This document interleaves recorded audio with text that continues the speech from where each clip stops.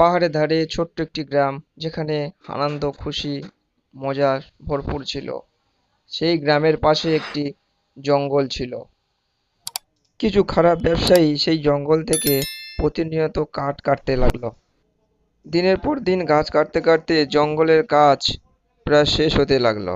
আর সেই গাছগুলি বড় বড় গাড়িতে করে শহরের দিকে চালান করতে লাগলো। হঠাৎ একদিন দেখা গেল গ্রামের মানুষ ভয়ে ছুটোছুটি করতে লাগলো। তার কারণ, খাবারের অভাবে জঙ্গলের জীবজন্তুগুলো সব গ্রামের দিকে হানা দিয়েছে। গ্রামের মধ্যে ঢুকে ঘরবাড়ি সব ভেঙে ফেলছিল। তারপর গ্রামের লোক সেই কাঠের ব্যবসায়ীকে ডেকে বলল, আপনি গাছ কাটা বন্ধ করে দিন। এভাবে প্রতিনিয়ত গাছ কাটতে থাকলে জঙ্গলের গাছ শেষ হয়ে যাচ্ছে।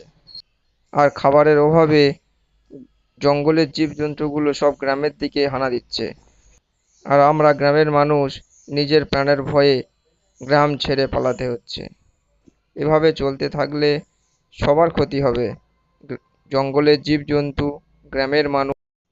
অবশেষে কাঠের ব্যবসায়ী বলল, ঠিক আছে, আমি বুঝতে পেরেছি, আমি আর এখান থেকে গাছ কেটে নিয়ে যাব না। গ্রামের মানুষ আর সেই কাঠের ব্যবসায়ী ঠিক করলো যে তারা তাদের বাসস্থান ফিরিয়ে দেবে। আর তারা একসঙ্গে গিয়ে গাছ লাগাতে আরম্ভ করলো এবং তাদের বাসস্থান ফিরিয়ে দিল। তারপর দেখা গেল সেই জীবজন্তুগুলো জঙ্গলে আনন্দে বিচরণ করছে আর ঘুরছে।